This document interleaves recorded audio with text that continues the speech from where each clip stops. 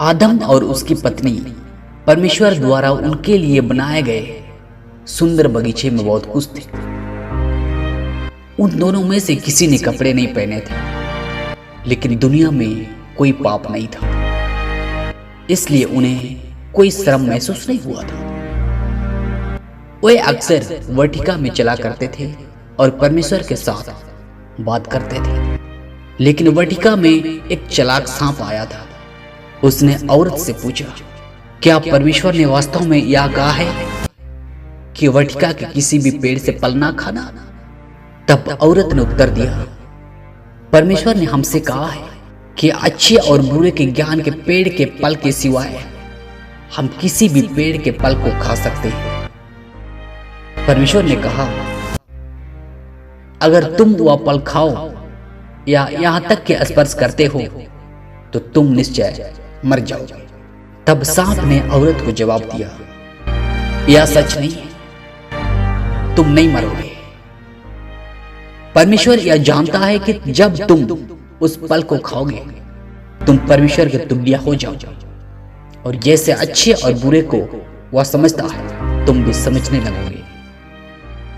औरत ने देखा कि फल सुंदर है और देखने में स्वादिष्ट है।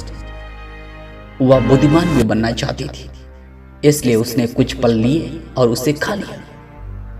फिर उसने कुछ अपने पति को भी दिया जो उसके साथ था, और उसने भी उसे खा लिया। अचानक उनकी आंखें खुल गई और उनको मालूम हुआ कि वे नंगे हैं, और उन्होंने अपने शरीर को ढकने के लिए पत्तियों को जोड़ जोड़ कर उन्होंने कपड़े बनाने की कोशिश की। फिर आदमी और उसकी पत्नी ने वाटिका से परमेश्वर की चलने की आवाज सुनी। वे दोनों परमेश्वर से छिप गए। तब परमेश्वर ने आदमी को पुकारा, तुम कहां हो? आदम ने उत्तर दिया, मैंने तुम्हें बगीचे में से चलते सुना और मैं डर गया था, क्योंकि मैं नंगा था, इसलिए मैं छिप गया। तब परमेश्वर ने पूछा, किसने तुझे बताया कि तू नंगा है?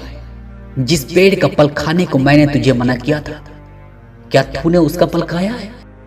आदम ने उत्तर दिया, तुमने मुझे यह औरत दी और उसने मुझे वह फल दिया।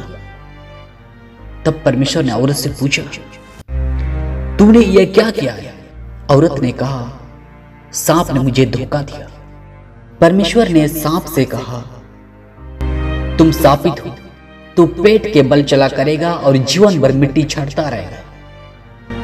तुम और औरत एक दूसरे से नफरत करोगे, और तुम्हारी संतान और उसकी संतान भी एक दूसरे से नफरत करेंगे।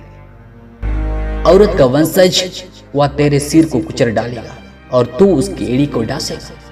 फिर परमेश्वर ने औरत से कहा, मैं तुम्हारे प्रसव की पीड़ा को बहुत बढ़ा दूंगा। तेरी लालसा तेरे पति की ओर होगी और वह तुझ पर प्रभुता करेगा। परमेश्वर ने आदम से कहा, तुमने अपनी पत्नी की बात सुनी और मेरी आज्ञा न मानी। अब भूमि शापित है और तुम्हें उसकी उपज खाने के लिए कड़ी मेहनत करनी होगी। फिर तुम मर जाओगे और तुम्हारा शरीर वापस मिट्टी में मिल जाएगा। मनुष्य ने अपनी पत्नी का नाम हवा रखा, जिसका मतलब है कि जगत जननी, क्योंकि वह समस्त मानव जाति के मां कहलाएगी। और परमेश्वर ने जानवर की खाल से आदम और हवा को ढक दिया। तब परमेश्वर ने कहा, मनुष्य अच्छाई और बुराई जानने के कारण हम जैसे हो गए हैं, अब उन्हें कभी भी जीवन के वृक्ष से खाने की अनुमति नहीं दी जाएगी। और परमेश्वर ने सुंदर बगीचे से आदम और हवा को बाहर भेज दिया। परमेश्वर जीवन के वृक्ष का फल खाने से किसी को रोकने के लिए उद्यान के द्वार पर शक्तिशाली स्वर्गदूत को रखा।